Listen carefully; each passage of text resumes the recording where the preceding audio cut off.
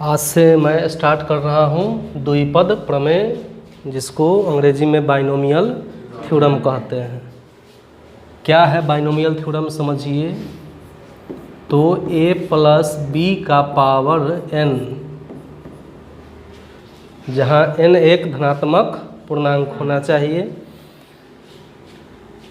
तो होता है इसका फॉर्मूला NC0 a का पावर n प्लस NC1 ये बढ़ते जाएगा और a का पावर हो जाएगा, इसमें से इसको घटाते जाइए, अब b का पावर ये नीचे वाला, तो 1 प्लस क्या होगा NC2 a का पावर b का पावर डॉट डॉट आगे जाते जाएगा जितना तक हो, फिर आ जाएगा NCn माइनस 1 a का पावर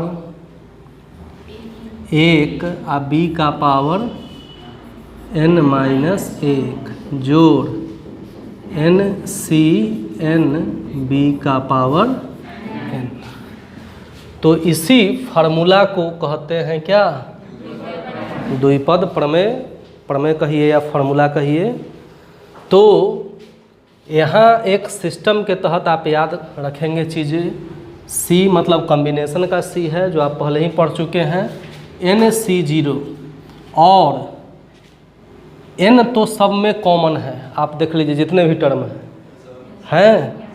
C के नीचे जो शुरू हो रहा है 0 से शुरू हो रहा है, कहाँ से, और बढ़ रहा है 1 2 3 से लेकर कहाँ तक, n तक बढ़ रहा है। तो सब में एक कॉमन कंडीशन क्या है समझिए। सबसे पहले n तो कॉमन रहेगा, C स्टार्ट होगा कहाँ से, 0 से। a का पावर इसमें से इसको घटाते हैं, मतलब n माइनस 0 इंटू b का पावर जो नीचे है वही यहाँ रहेगा। इसी को हल कर दिए हैं तो इतना आ गया NC0। a का पावर n में से 0 घटेगा तो n, और b का पावर 0, किसी भी संख्या का पावर 0 हो तो मान क्या हो जाता है, 1। तो 1 से गुना करेंगे तो वही रह गया। अगला पद में देखिए NC 1 बढ़ गया, 1 a का power n minus 1 into b का पावर 1 प्लस NC2 a का पावर n माइनस 2 b का पावर 2।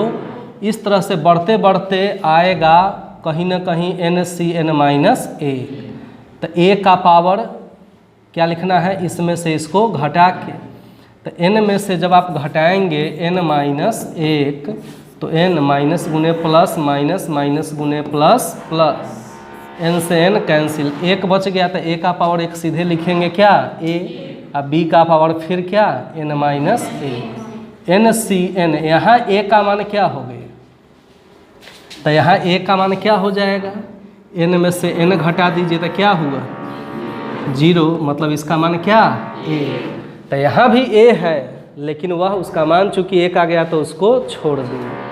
तो ये रहा आपका बाइनोमियल थ्योरम, द्विपद प्रमेय। लिखिए सभी आदमी। अब हम देखते हैं कि बाइनोमियल थ्योरम का यूज क्या है। जैसे अगर आप फार्मूला देखे हैं कि a प्लस बी का होल स्क्वायर बराबर क्या है, a square plus 2ab plus b square. आप जानते हैं कि a प्लस बी का होल क्यूब बराबर a cube plus b cube plus 3a square b plus 3ab।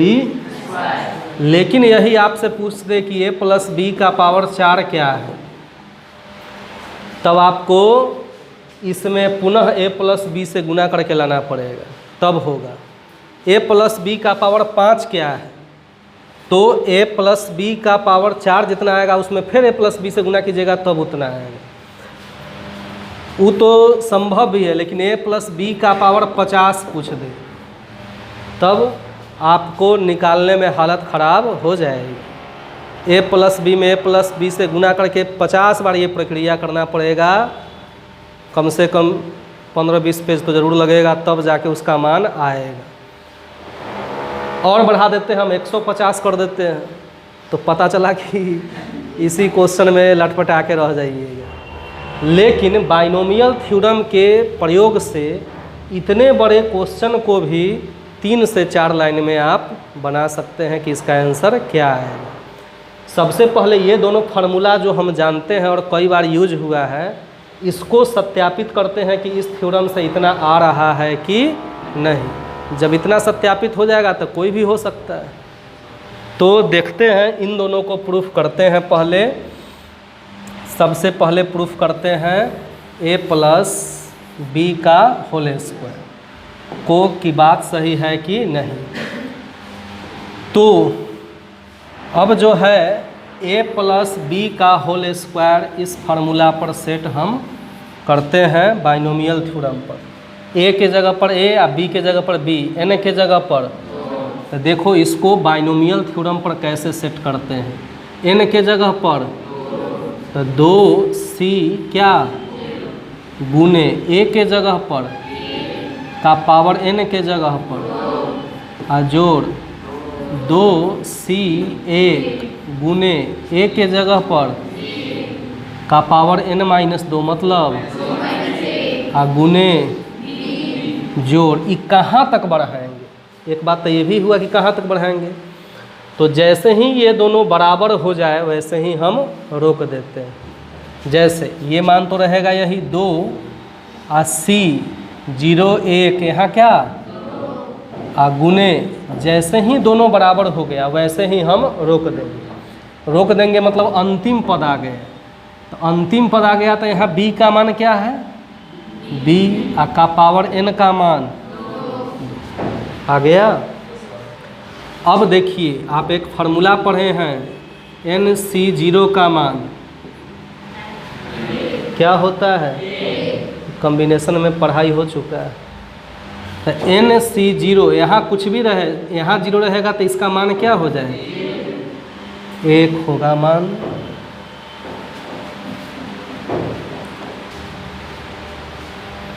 तो NC0 का मान जब 1 होगा तो 2C0 का मान भी गुने a स्क्वायर 2C1 का मान। तो आप जान रहे हैं एक और फार्मूला NC1 बराबर क्या होता है, NC1 का मान होता है n, मतलब जो वैल्यू यहाँ है वही वैल्यू यहाँ होगा। तो कॉम्बिनेशन क्रमचय संचय चैप्टर में पूरी बात ये सब कई बार बात हुई है। तो NC1 का मान यहाँ क्या होगा, 2C1 का मान 2, n का मतलब 2 आ गुने a का पावर 2 में से 1 गया आ गुने प्लस 2C2। एक और फार्मूला पढ़े हैं NCN बराबर क्या, तो इसका मान भी होता है।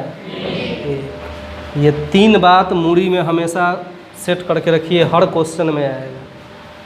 NC0 का मान, NC1 का मान और NCN का मान हर क्वेश्चन में ही आना है। अगली बार गड़बड़ाइएगा तो बुझिएगा।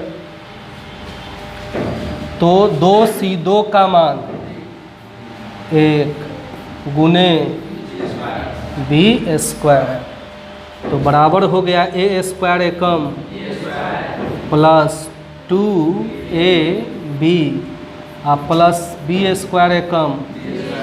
तो देखो बाइनोमियल थ्योरम से आ गया वो बात, बोलिए। अब हम दूसरे फार्मूला को इस तरह से जो है प्रूफ करते हैं, किसको, a प्लस बी का पावर 3। तो देखिए कैसे इसको ला रहे हैं हम, n के जगह पर C0 गुने a का पावर n मतलब जोड़, बताइए n के जगह पर c, अब बढ़ेंगे 0 से कहाँ a, a का पावर 3 माइनस 1 गुने b हो गया, b का पावर 1 है, सीधे b लिखें। अगला स्टेप में आते हैं बढ़ते बढ़ते 3C2 a का गुना भी लिख सकते हैं, नहीं लिखे तो गुना में ही है, क्या हो जाएगा, और b का पावर जोड़ 3C3, जैसे ही हो गया तो लास्ट पद आ गया। लास्ट पद मतलब b का पावर n का मान आ गया। बताइए 3C0 का मान 1, चूँकि NC0 का मान होता है 1। AQ 3C1 का मान 3, क्योंकि NC1 बराबर n। दोबारा तिबारा भी हम बोल रहे हैं। और कोई लिखा भी नहीं जिसको याद हो गया। सब विवेकानंद है कि देख लिया तो सब याद हो गया। अच्छा ठीक है, हमको लगा कि विवेकानंद है सब क्या। तो गुने a का पावर 3 में से गया गुने 3C2 का मान, तो हल कीजिए। तो याद करो कि NCR का मान क्या होता है, फैक्टोरियल n बटा r factorial n minus r। तो यहाँ जब 3C2 हो गया तो क्या हो जाएगा, फैक्टोरियल 3 बटा फैक्टोरियल 2 और 3 माइनस 2 का फैक्टोरियल, तो बराबर 3 गुने फैक्टोरियल 2 और बटा में फैक्टोरियल 2 और 2 में से गया 1 कैंसिल, क्या आ गया। तो 3 2 जिसका अलग रहेगा उसको इस तरह से हल करके देख लेंगे। तो 3C2 का मान कितना, और a का पावर 3 में से 2 गया, एक छोड़ देते हैं, b का स्क्वायर 3C3 का मान, क्योंकि NCN का मान होता है a b q। अब ध्यान दीजिए AQ एकम 3a square b plus plus BQ एकम वही आ गया। इसको आप पहले भी लिख सकते हैं, तो ऐसा ही बोल सकते हैं कि AQ plus BQ plus 3a square b या प्लस 3ab स्क्वायर। इन दोनों में 3ab कॉमन ले लेंगे तो 3ab into a plus b। तो तुमने देखा कि बाइनोमियल थ्योरम से कैसे मैंने लाया, कोई तो बोलो। तो इसको लिख लेंगे सभी लोग। बाइनोमियल थ्योरम के अंतर्गत एक बात को और आप देखे होंगे, इस बात को समझ लीजिए कि जैसे a प्लस b का होल स्क्वायर, तो यहाँ n का मान क्या है 2। तो इसका जो विस्तार हम करेंगे तो इसमें पदों की संख्या होगी 2 प्लस 1, मतलब 3 गो पद होगा। जैसे अभी मैंने किया था a square plus 2ab plus b square. तो इसमें कितने पद हैं, बीच में प्लस माइनस जैसे ही आए तो एक अलग पद हो जाता है। इतना बात तो आपको पता होना चाहिए, 7-8 से इसे पढ़ाई शुरू होता है। अगला मैंने देखा था a प्लस b का होल क्यू, तो क्या AQ plus BQ plus 3a square b plus, तो यहाँ पावर कितना था, तो पद कै गो होना चाहिए, तो देख लो 4 गो पद है कि नहीं है।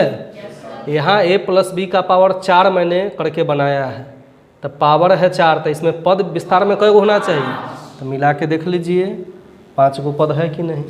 इसी तरह पावर 5 लीजिएगा तो पदों की संख्या आएगी 6, पावर 6 तो पदों की संख्या 1 बढ़ जाएगा। हो गया बस।